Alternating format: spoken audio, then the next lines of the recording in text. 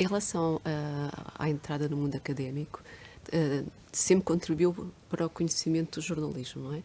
Como é que foi essa passagem para o meio académico? Quando saiu depois do Avante? Vamos Porque ver. essa passagem também, não é? Porque essa necessidade de passar para o meio académico. No fundo, voltamos ao princípio, que é ensinar, que é esclarecer, é ser pedagógico, não é? Passo a proteção, não é? Mas devo dizer que tive um certo choque, não é? Porque o grau, digamos, de interesse e de assimilação era complicado e continua a ser, não é? Enfim, já há 2 anos ou 3 que não dou aulas, mas foi interessante na medida em que e por isso também no fundo é que eu fui dar aulas, me motivou para promover o interesse pela realidade através da comunicação social, não é? Nomeadamente pelos jornais, mas não só. Mas eu lembro perfeitamente de fazer um exercício que há tempos pedi a uma colega para fazer numa outra universidade e ela chegou a resultados piores, que era, mas cheguei a pôr os meus alunos, já não me lembro em que ano, a irem para um quiosque de jornais que há em frente à Universidade Lusófona. Eu penso que era aí, não é? Que ainda há até, a ver quantas pessoas paravam para comprar o jornal e quantas pessoas paravam para ver as capas dos jornais. Isto até foi uma ideia que me nasceu numa aula, lembro perfeitamente, por causa do Correio da Manhã, que uma aluna, ou um aluno, não sei, que falava sempre que o Correio da Manhã disse e tal, porque eu promovia muita discussão, que às vezes não era fácil porque eles não liam os jornais, mas eu obrigava-os a ler os jornais e fazia grupos de trabalho. Vocês tratam destes jornais e na próxima aula trazem um resumo, o que é que acharam mais importante e análise comparada, porque é que este jornal diz aquilo e o que é que aquele jornal diz desde assuntos e tal. E então, isto foi numa aula que depois eu pus os alunos a fazer isso, que era ir para em frente do quiosque e ver quantas pessoas paravam a ver as capas, não é? E quantas pessoas compravam o jornal. E a proporção era de 8 em 10, eram 2 que compravam o jornal e 8 que viam as capas. E eu não tenho dúvidas que isto, em termos proporcionais, é mais disparo, é muito mais disparo do que isto, não é? Ainda por cima se acrescentarmos os telejornais, não é? E fala em geral, não é? E digamos que as aulas eram muito dadas tendo em conta o consumo, passa a expressão, que as pessoas, e eu sabia que quando falava deles, falava das famílias, não é? Que as duas coisas estavam ligadas, não é? Nomeadamente no primeiro ano. O impacto que a comunicação social tinha e o que era preciso eles trabalharem para, por exemplo, para não se fiarem só, para não se guiarem só pela comunicação social. Eu, por exemplo, lembro de fazer um trabalho com eles em vários anos, mas isso até nos anos mais no terceiro, no quarto ano, que era de obrigá-los a fazer, dar-lhes como tarefa fazer trabalhos monográficos sobre situações internacionais ou sobre países, coisas atuais, com base comparada entre os jornais e aquilo que eles encontravam noutras fontes, não é? Nomeadamente na net, sendo que depois eu também percebi que a net que é um problema complicado, que na altura, aqui há 20 anos, não era tanto como é hoje. Não é? Hoje ainda é muito mais complicado, mas na altura era possível ir saber-se o que era o Iémen de uma maneira assim, sem ser aquela que hoje, se formos ao Iémen, o que temos lá é os postos, enfim. O Fernando deu aulas como docente, portanto, deu aulas, é docente, foi docente do ensino superior na área do jornalismo. Portanto, os alunos hoje preparam-se antes de entrar para a profissão. A preparação que o Fernando teve não foi específica nesta área. Como é que...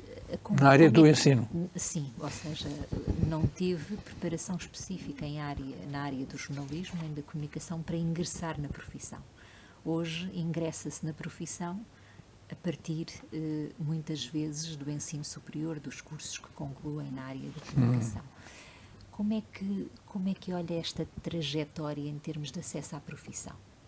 Melhorou, piorou? Eu olho com preocupação, porque,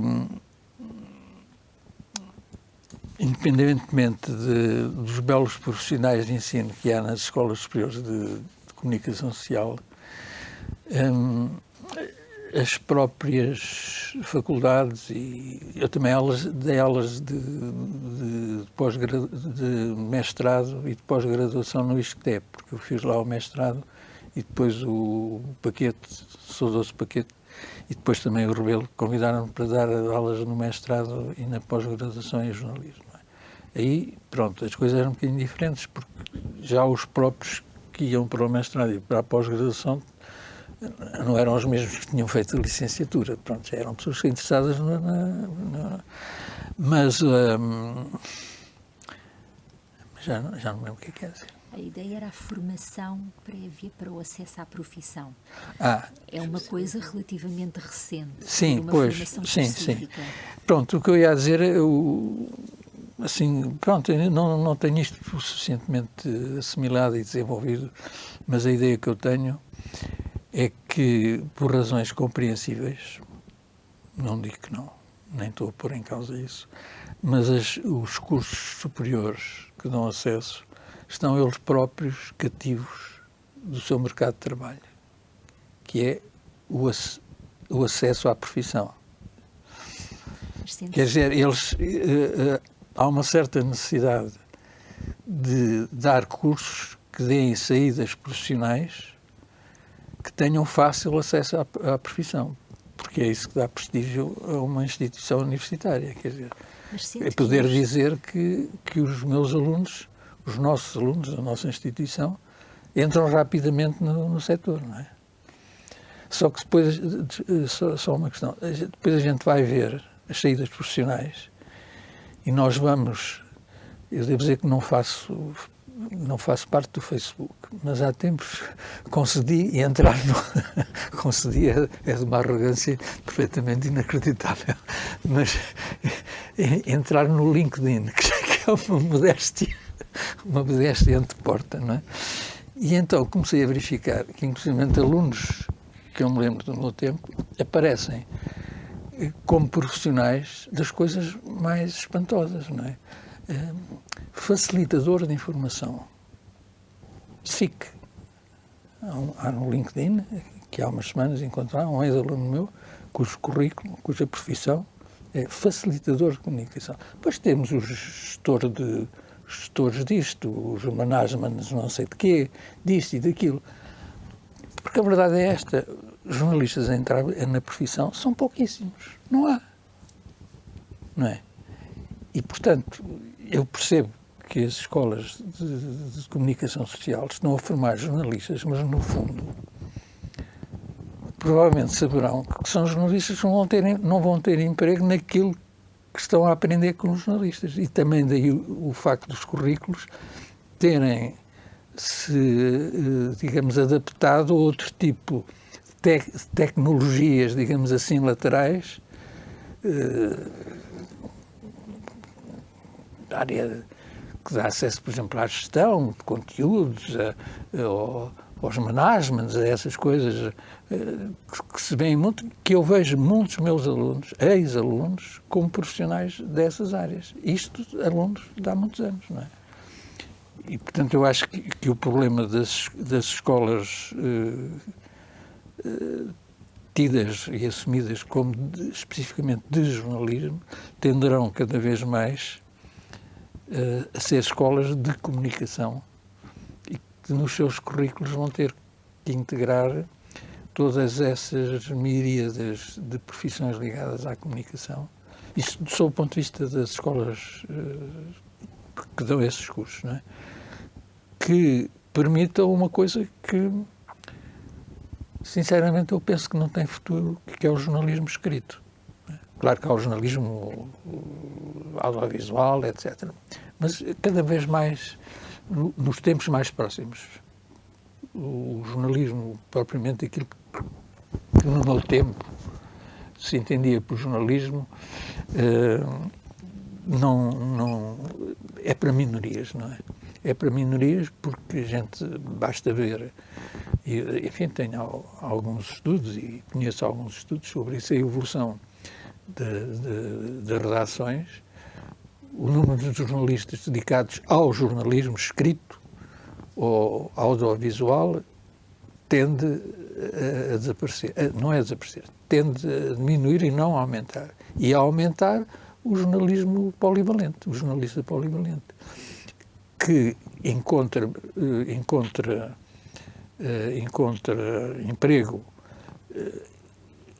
não digo como se diria na imprensa, nos jornais, mas em empresas de comunicação, que podem publicar jornais, mas têm em assessorias, em empresas de publicidade, em empresas, eu costumo dizer não, há pouco tempo, há um ano para cá, ou menos eu digo, quem souber o que é o jornalismo em Portugal, em vez de ler a revista Jornalistas, que eu tive a honra de ter a ideia de criar juntamente com o Eugénio Alves.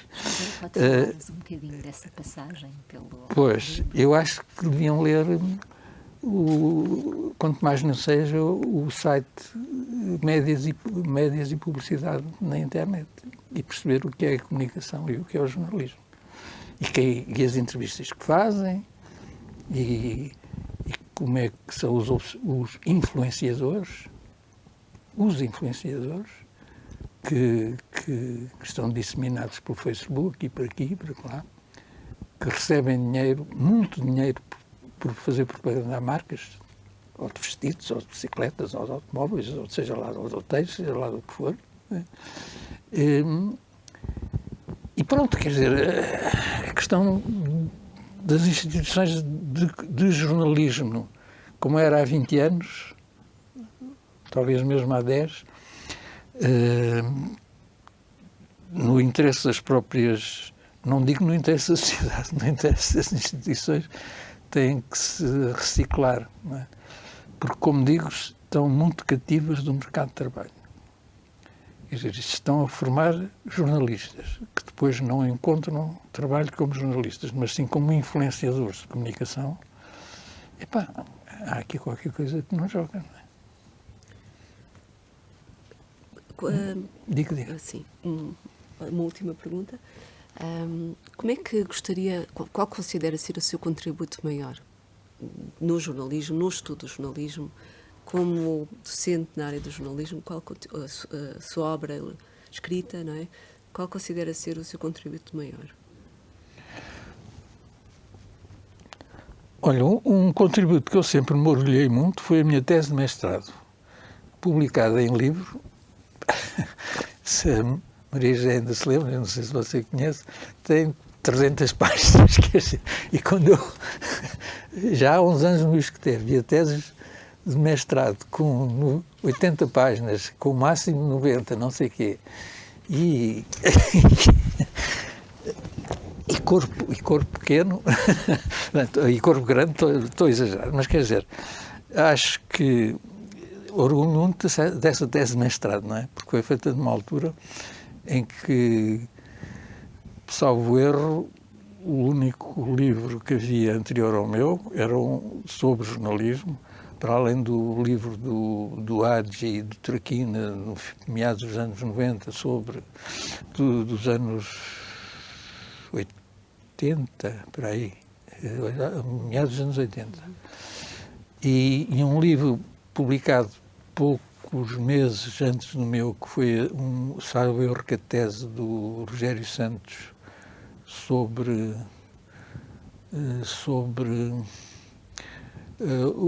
observação, como é que se diz? Observação, um trabalho que fez na revista Fortuna, ou qualquer coisa assim, uma observação participante, que era uma coisa que eu tentei fazer e gostava de fazer, mas não, pronto, não, para a minha tese não deu. Antes desses livros, acho que marcou, pronto, desculpa não eu dizer isto, mas acho que marcou uma etapa, até pelas questões que levanta. Nomeadamente um aspecto que na altura era o que interessava mais as pessoas, pelo menos minhas conhecidas, era a questão dos grupos económicos. As pessoas ainda não tinham pensado o que é isso dos grupos económicos, das ligações à publicidade e tudo o que está por trás disso. Depois, e falando em obras,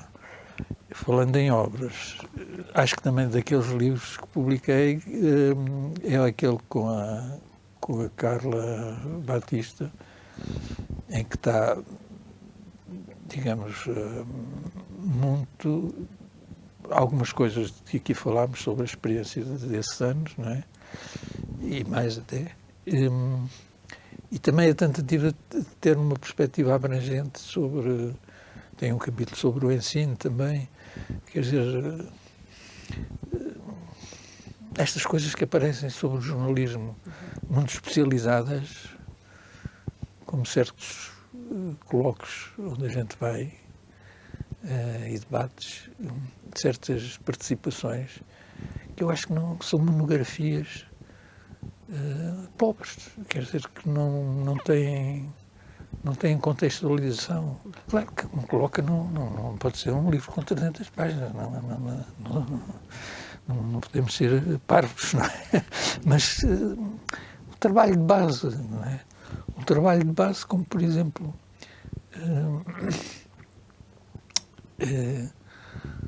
ouvir as pessoas e fazer memórias orais das pessoas, pode dar, não é?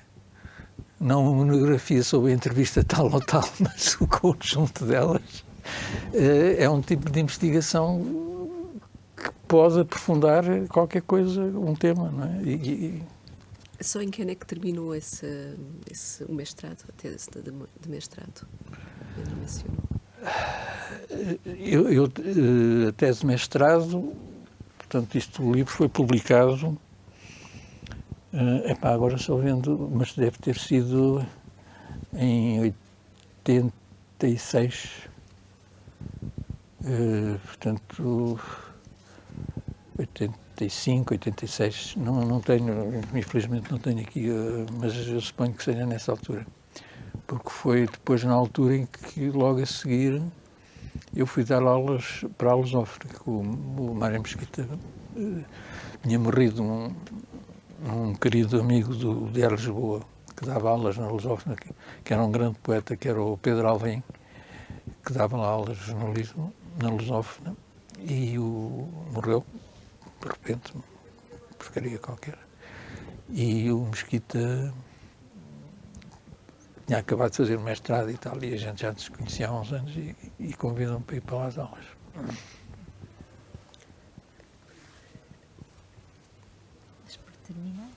Eu há aqui uma questão que, por acaso... Quer dizer mais alguma coisa em relação ao futuro do jornalismo? Já falou um pouco dos destinos, não é? De quem sai das universidades. Não sei se quer...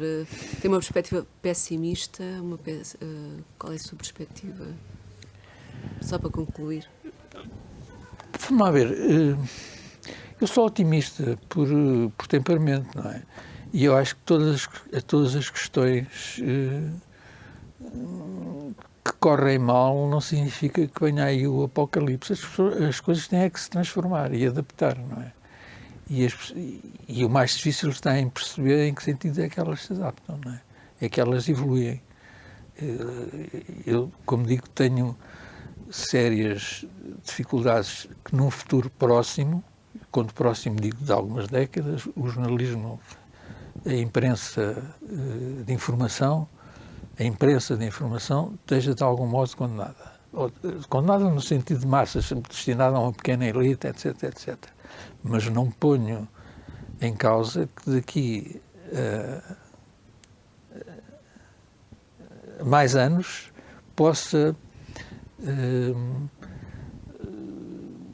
em novos contextos tecnológicos e com novas formas de ver, possa aparecer uma forma de informação que reconduza àquilo que a imprensa, no mau e no bom, foi capaz de nos dar, que é uma informação mais detalhada, mais... E quando digo a imprensa, nem sequer estou a falar só da imprensa diária, estou a falar do Jornal de Letras, ou da média de jornalismo, ou de qualquer outro tipo de publicação escrita, não é?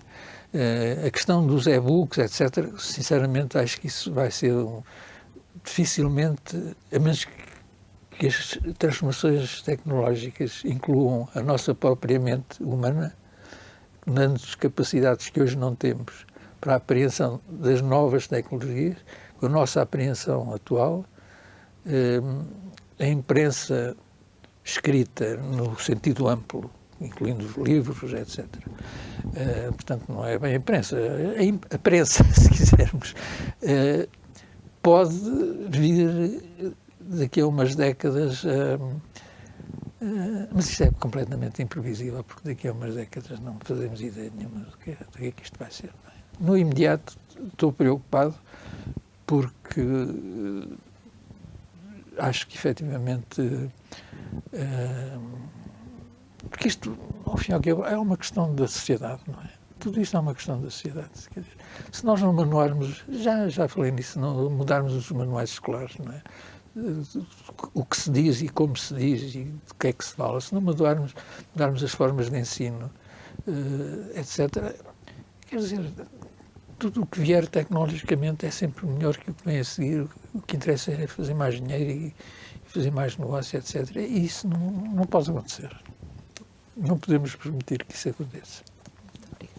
Ok, obrigada. Obrigada, Fernando.